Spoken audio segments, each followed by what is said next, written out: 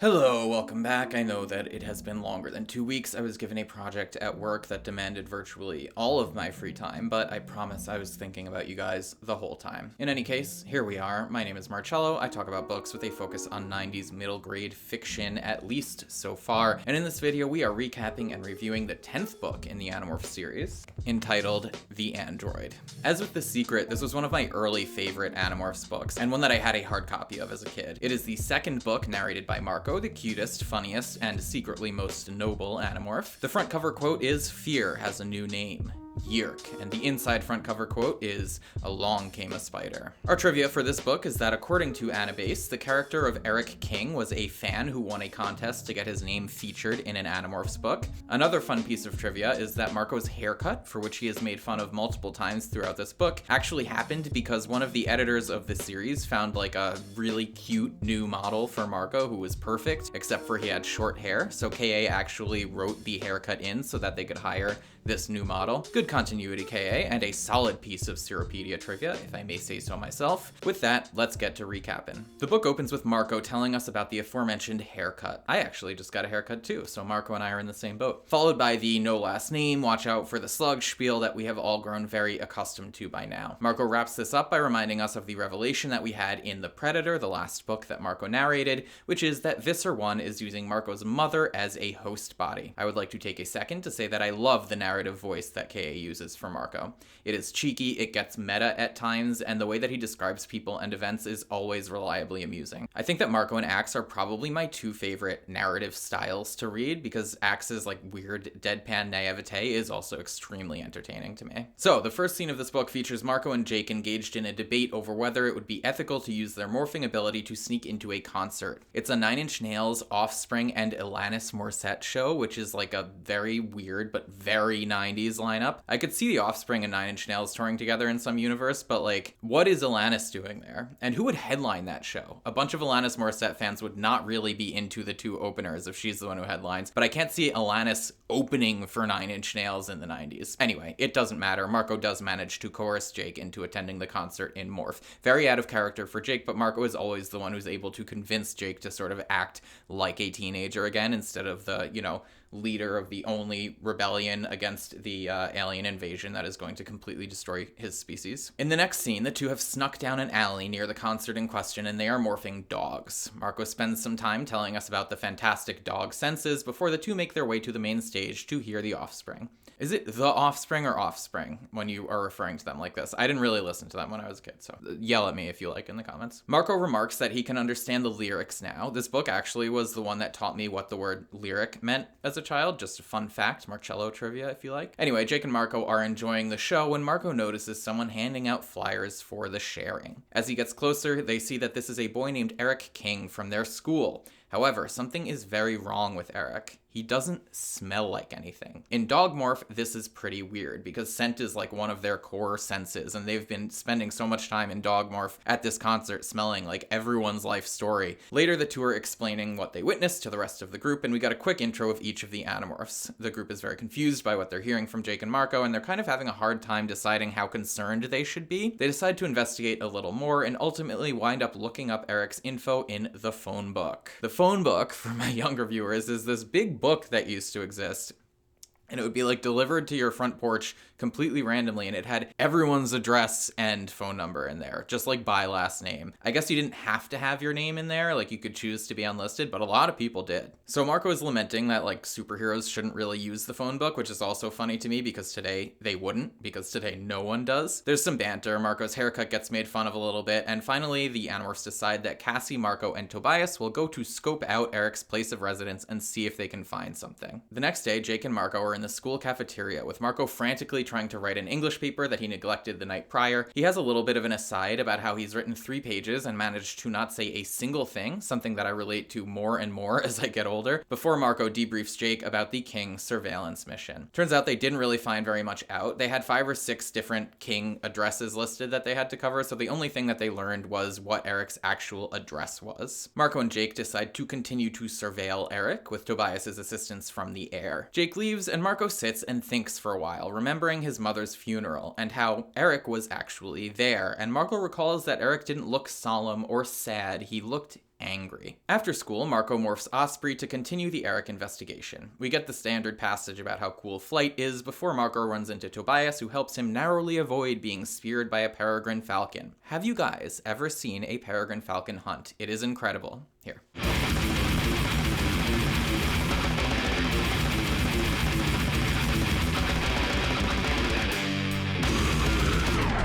Anyway, Tobias and Marco spot Eric walking home and continue watching him from above. They observe as a few guys follow him menacingly. Bullies. Tobias and Marco drop their altitude to get a closer look, and Tobias is about to dive bomb one of the bullies in an act of revenge for all the years that Tobias spent getting bullied, probably, when Eric trips and falls right into the side of a moving bus. For a split second, instead of a human boy, the two Animorphs see this weird, robot-looking amalgamation of plastic and steel. Eric bounces off the bus and lays on the ground, ostensibly winded, and the bullies run off, leaving Marco and Tobias to contemplate whatever it is that they've just seen. The two then split up, with Tobias heading off to get Axe and Marco demorphing to go home and check in with his dad. Marco calls Jake on the phone once he's home, but since it's a house phone, he gets to talk to Tom instead. For my younger viewers, house phones were a thing back in the day. You had one phone in the house, and you would have to call, and you'd have to be like, "Hi, Mr. or Mrs. whatever, this is person's friend from school, can I speak to them?" It was terrible. It's probably the source of like half of my anxiety issues. Anyway, Marco has this experience when he calls and he has to make awkward small talk with Tom. And Tom summons Jake to the phone, and as they're waiting for him to pick up, Tom pitches the sharing to Marco, suggesting that Marco bring his dad along to an upcoming water skiing trip that weekend. This fills Marco with rage, and upon picking up the phone, Jake has to take a second to calm Marco down. Jake and Marco plan to meet in the woods later that day, and after they hang up, Marco sits silently seething, thinking about how he will kill Tom and every other controller he knows, Jake be damned, before he lets his father get infested. I can relate to this. Not necessarily like the alien invasion part of it, but I have some rage issues myself. I know you can't tell because I'm just so calm and collected in these videos, but I often find myself getting disproportionately angry at minor inconveniences. It's something that I'm trying hard to deal with because I don't want to pass this curse on to my son because anger is awful. There's a saying that harboring anger against someone is like drinking poison and expecting the other person to die, and I agree with that wholeheartedly. No matter how righteous I feel in a given situation, the more angry I get, the worse I ultimately feel once the rage subsides. The rage doesn't last, it never can, and what you're left with is this kind of like hollow sadness.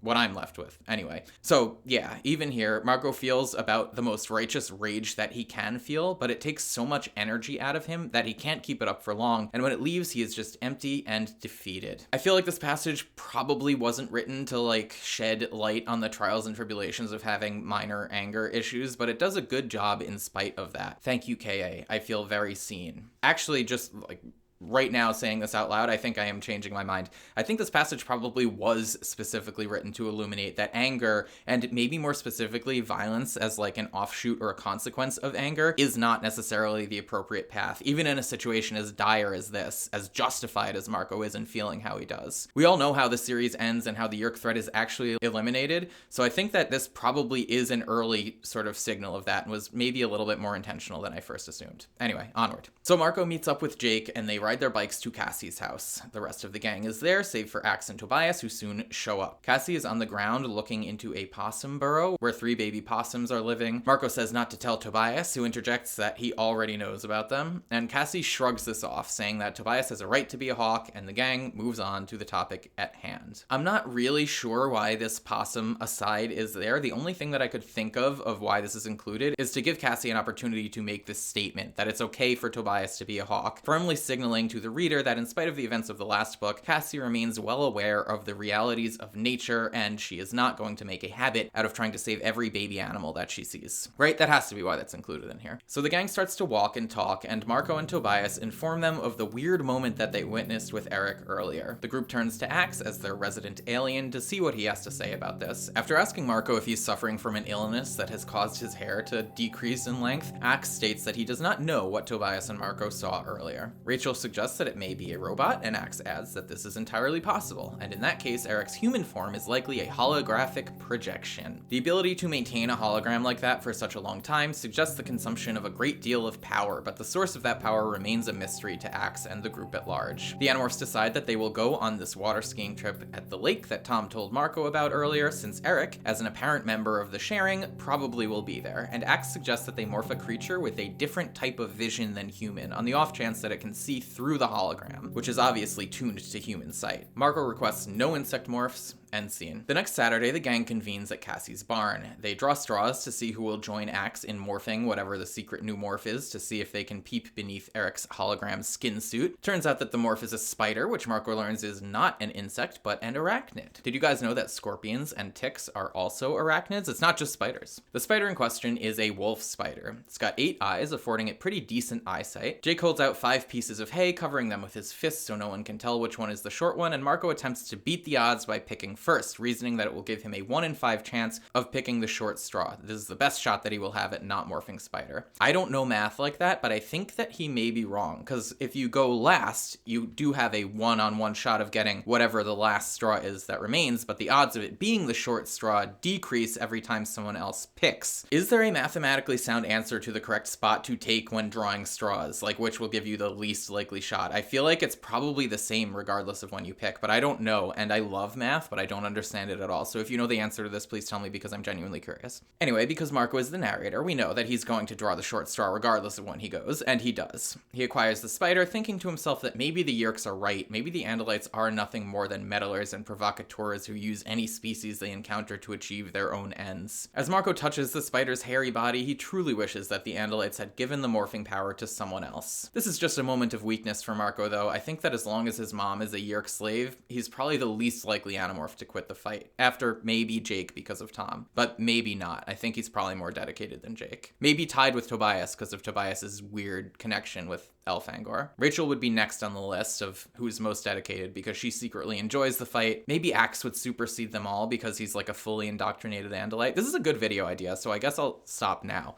What Animorph is the least likely to quit? Like, ranked. It changes as the series goes on, though, so I'd probably have to pick a book as a reference point for the time frame. Anyway, let me know what you guys think. Is Marco the most dedicated to the fight at this point in the series? I think he probably is. The day of the water skiing trip, the group assumes they're falcon morphs and they make their way to the lake, which is in the mountains.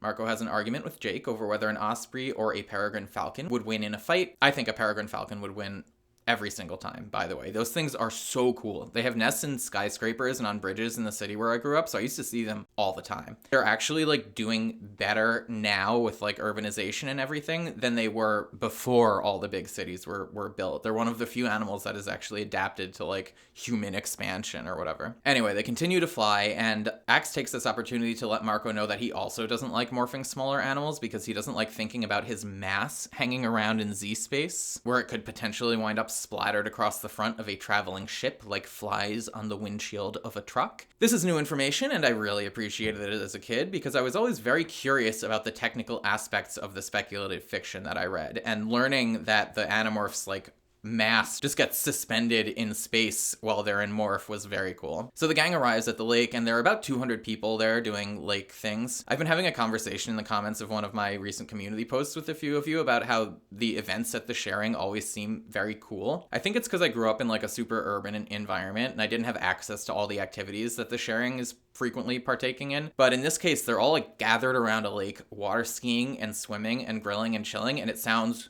great. It sounds so fun. Anyway, the Animorphs find a spot to morph that is relatively deserted, save for a couple who are making out in a bush a few hundred yards away. By the way, this book was also my introduction to the term making out. I remember reading this sentence like 30 times when I was 9 or whatever and being so confused. Like, there's a couple of teens making out in a bush. Making what? Making something out of something? Obviously later I realized, but I can't read it now without smiling. So Axe and Marco morph the wolf spider, and we got our obligatory detailed description of the morphing process that happens in every book with one of the morphs. This one seems particularly disturbing and unpleasant to witness. The morph wraps up, the spider instincts kick in, and Marco feels an overwhelming urge to kill. He lets himself go for a minute, overwhelmed by the spider instincts and the jumble of spider senses, and nearly eats a beetle before Axe stops him. Marco notes that he wasn't completely out of control, as sometimes sometimes happens in Morph, but that he was just very into the hunt for some reason. I wonder what the point of this passage is and what it means. I think probably it's just that Marco is looking for a healthy outlet for his anger, and he feels so out of control in his personal life that this small moment where he has control, where he's like a predator in an environment that he can completely own, not that there are no predators that eat wolf spiders, but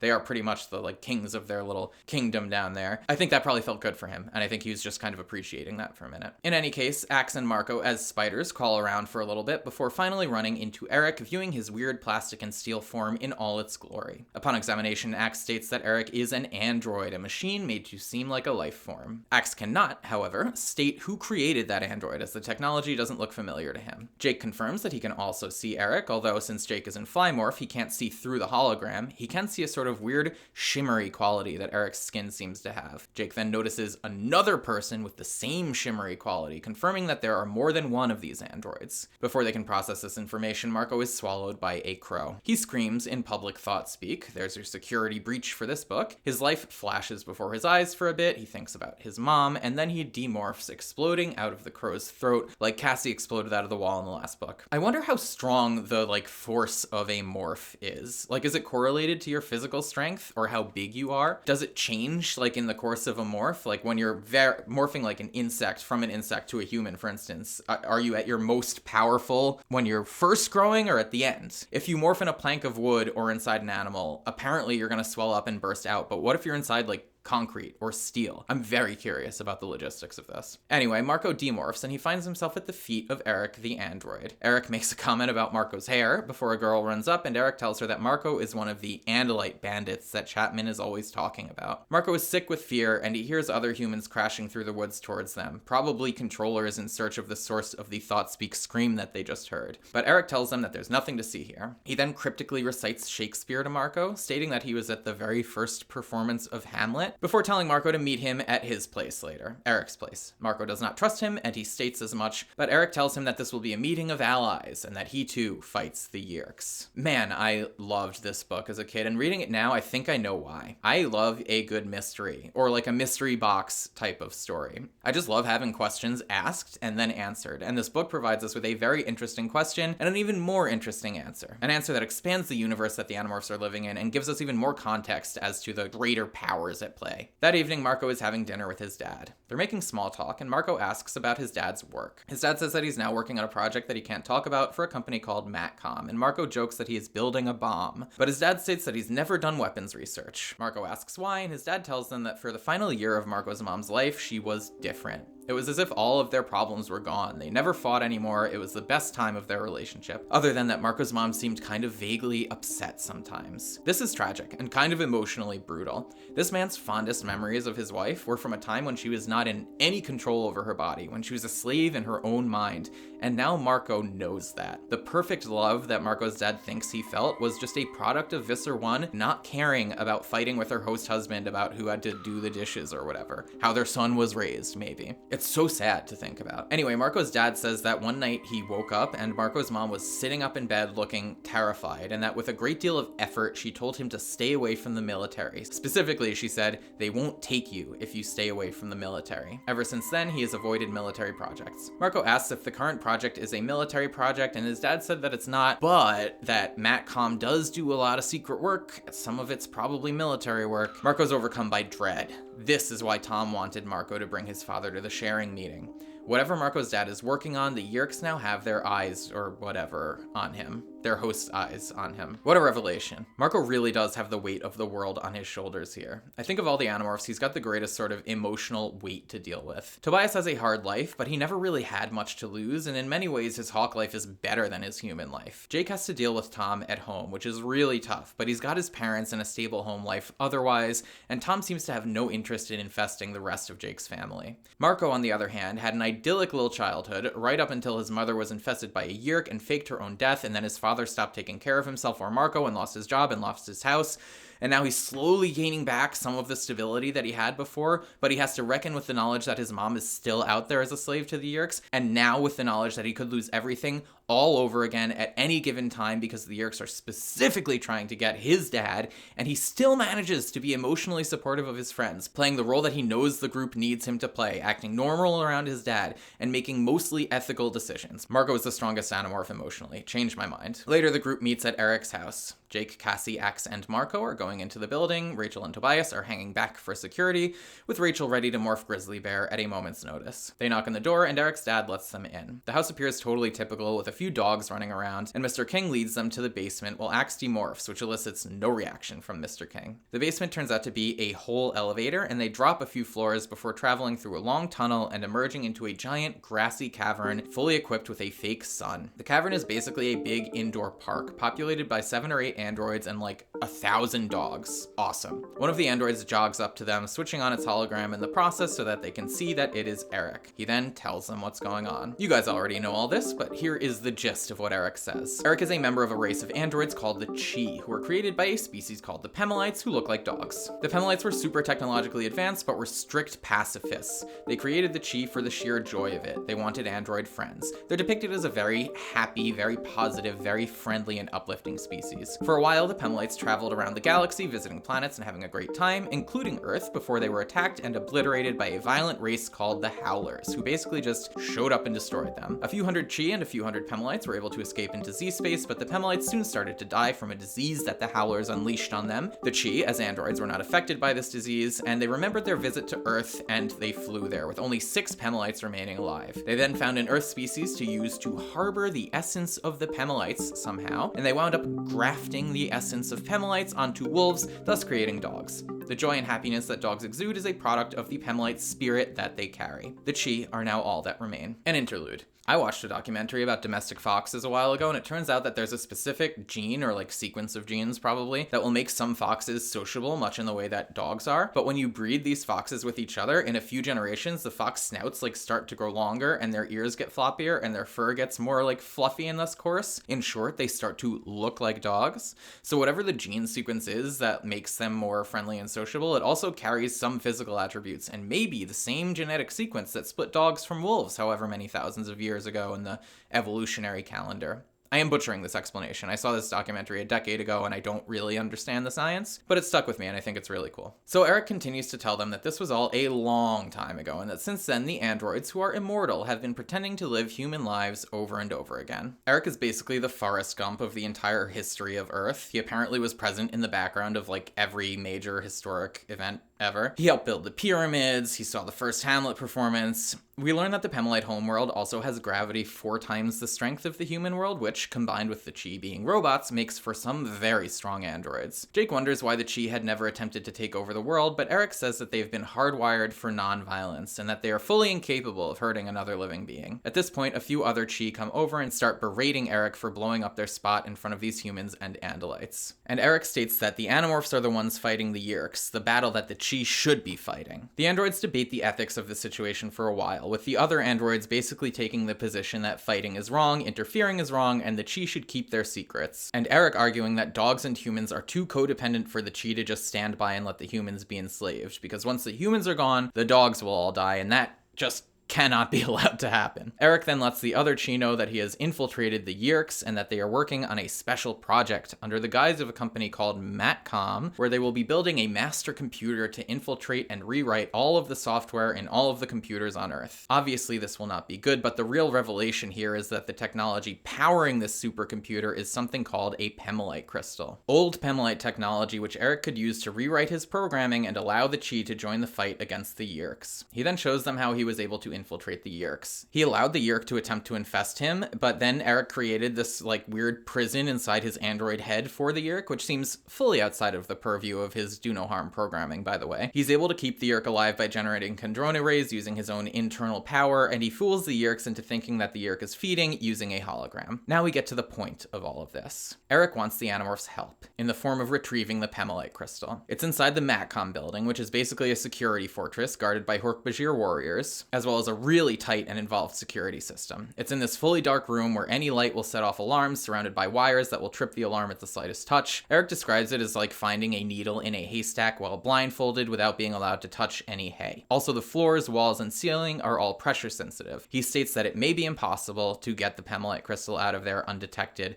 but Cassie says that it can be done if they want to. Marco, of course, is all in favor of bringing the Chi into the fight, as their strength and holographic trickery would certainly be an asset, but the other Chi disagree, asking Marco if they would make the Chi killers. Marco plainly states that he certainly would, and if they could have fought the Howlers, they would not be in the position that they're in now. Jake agrees, and they tell Eric that they will retrieve the crystal. I love Marco. He is so honest, and he's able to see right to the heart of a given issue. He's also very in touch with how he feels about things. He understands his positions and is not afraid to state them clearly and unequivocally. While some may have replied to the Chi's entreaty by saying something like, well, we're not really making you killers. If you fight now, you might prevent more deaths later. It kind of cancels out, or some other like morally relativistic justification. Marco is just like, yes, I would make you a killer. This is a war. You guys should have been killers a while ago. You would have saved yourself a lot of trouble. The group really needs a voice like this, and I'm glad that they have him. Do I like Marco more than I like Tobias? This is a question that's been in the back of my mind for like 25 years now. I don't know. So Eric escorts the Animorphs out of the basement, where they find Rachel in Grizzly Morph trying to escape Eric's father, who has restrained her effortlessly. Apparently, this is also within the bounds of the Do No Harm protocol. I guess they are allowed to restrain and imprison as long as they don't hurt or kill. I suppose Eric's dad could have held on to Rachel forever.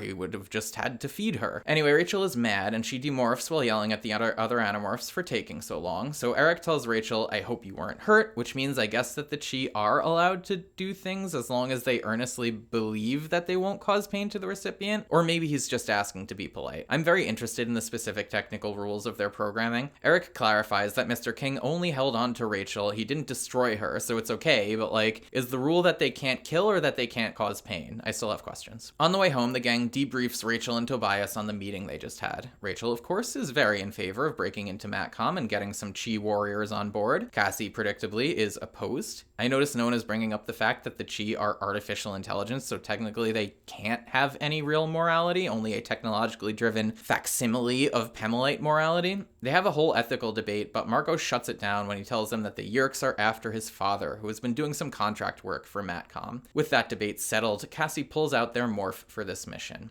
A bat. So the gang schedules their mission about a week out, but soon after their meeting, Marco gets a call from Eric, who tells him in code that they are going to have to go that very night. Apparently the Yeerks are going to be putting a new security system in place that may make the mission completely impossible, so time is now even more of the essence. The Animorphs meet Eric in Cassie's barn to decide on a course of action. It's clear that Eric is motivated by his own goals, but ultimately the gang agrees that the risks involved in waiting are not acceptable, and they decide to go ahead with the mission right then and there. So they fly to the Matcom building. Eric's provided them with detailed directions on how to navigate the internal workings of the building and find the room with the crystal. Eric won't be joining them because he can't morph, but he will be waiting right outside. You know, just in case. So the gang all morphs cockroaches, except for Axe and Marco, who use their wolf spider morphs from earlier. They get into the building, and a bunch of different action happens. They run into a rat, there's a furnace. It's very fun, and when I think about a potential modern-day Animorphs TV series, I think that this book would be a great episode. Anyway, they make it to the room with the Pemmelite crystal and assume bat morphs. The final room is full of touch-sensitive wires, and Marco leads the way as the group navigates these wires before making their way to the center of the room where they see the Pemmelite crystal. At this point, they realize that while they have successfully navigated to the crystal, they have no way of bringing it back out with them without being detected. They deliberate for a few minutes before resigning to the fact that they are going to have to fight their way out. They all assume battle morphs, and Marco picks up the Pemmelite crystal. He describes feeling like he's in an old war movie, where the soldiers are in a boat getting ready to jump out onto enemy shores, which is like a pretty intense way to feel. Grizzly Bear Rachel lets out a roar, and the Animorphs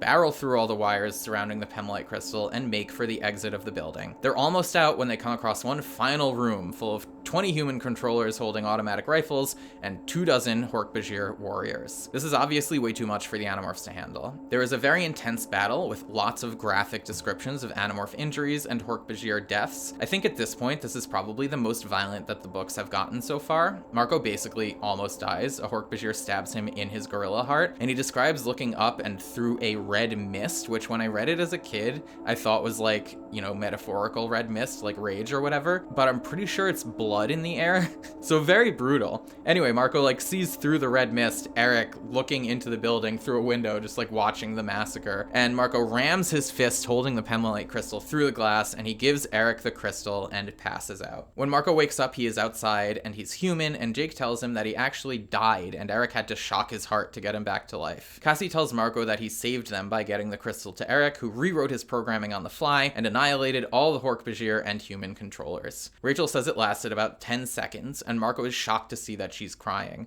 Rachel, who loves violence, apparently, crying. That's how you know that it was bad. Eric is also crying, and apparently has not spoken a word since the massacre. Cassie says that he saved their lives and lost his own soul. Marco goes to talk to Eric, and as he approaches him, he wonders if Eric, as an android, is making a conscious choice to have his hologram show a facsimile of human emotion. I think it is, and I love that Marco asked this question. It is almost completely unnecessary to the plot, except to show that Marco is deeply cynical. It almost undermines the plot, because I think we're supposed to be completely on the side of feeling bad for what the Animorphs have done to Eric, but Marco still has to be cynical. So he sees this android crying and thinks, look at this fucking robot, like, making the choice to cry. So Marco tries to comfort Eric anyway, by telling him that the bad memories that he has will fade, but Eric is an android and he's not afforded this luxury. He's gonna remember every detail of the slaughter he's committed for the rest of his very long life. You'd think he could use the Pemolite crystal to just overwrite those memories, right? I guess he probably wants to live with them to remind himself of why violence was a bad idea in the first place. Anyway, Eric gives the crystal back to Marco, letting him know that he changed his programming back, and while he'll try to remain an informant and a friend to the Animorphs, he will never fight again. That night, Marco has trouble sleeping, but he does notice that already his mind is forgetting the finer details of the horrors that he has endured. I think about this a lot, though in a slightly different respect. I tend to romanticize things after the fact, times of my life, places that I've lived and worked. I frequently try to remind myself in the present that soon this current time is going to be a time that I look back on somewhat fondly, and that maybe I should pay less attention to the minor annoyances and inconveniences and things that upset me. Probably unnecessary.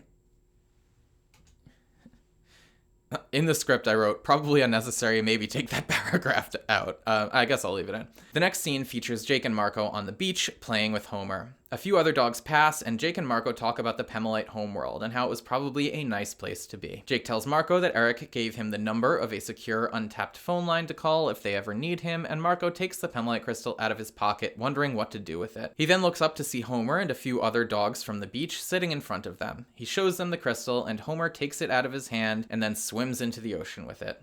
The end. We are just coming out of a Cassie book, so while this book does ask its fair share of ethical questions, it still feels pretty light compared to The Secret. The big question that we have here is, was it right to help the Chee get violent? And I think the answer here is yes. The Animorphs couldn't afford to let Visser 3's mission succeed. The Chee could be powerful allies. Eric was fully cognizant of his decision. If anything, he's a highly intelligent machine with millennia of learned experience and has a much greater understanding of the decision he's making than the Animorphs do. So I really don't think they did anything wrong. And I think that given the fact that this is a Marco book and Marco tends to be sort of coldly rational about things like this, that the book probably agrees that the Animorphs did the right thing. Although on the flip side, the argument could be made that because Eric is an android and is completely devoid of morality or ethics, that whoever is responsible for programming him is then responsible for all of the actions that he takes after the fact. So like everything that the Chee are doing is the Pemolite's fault up until the Animorphs interfere and then maybe becomes their fault. I'll accept that as an argument because again, he's a robot. He doesn't actually have autonomy, but like I think for purposes of the plot, we can treat him like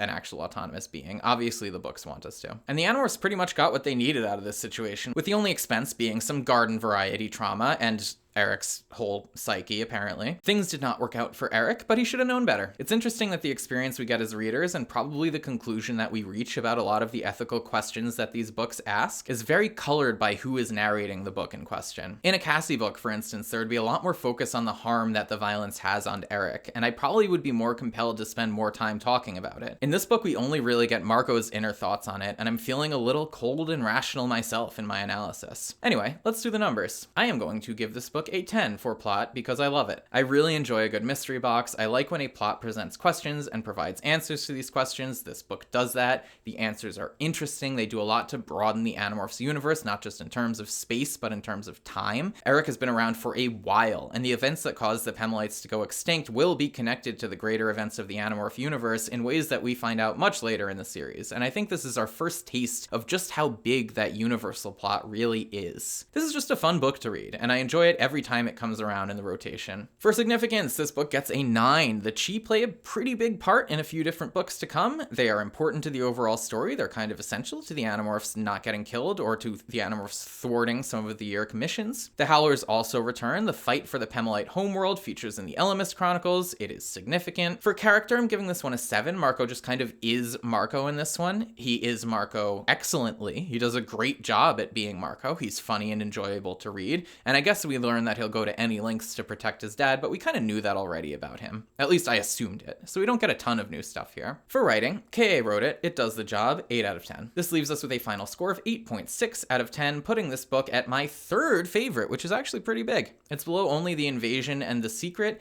And if you were to ask me like 3 years ago what my favorite Animorphs books were, I probably would have said The Invasion, The Secret, The Android, and The Change. So I'm curious to see where The Change falls in the ranking under my new precise and scientific system. That's going to do it for this episode of this series. Thank you guys so much for watching. I should have a new video out in about 2 weeks. I don't anticipate that I'm going to get any more giant projects that are going to take up all of my free time, and I'm still sort of basking in the accolades from completing this last big project. So we should be good to go. See you guys in a couple of weeks. Thank you so much for watching.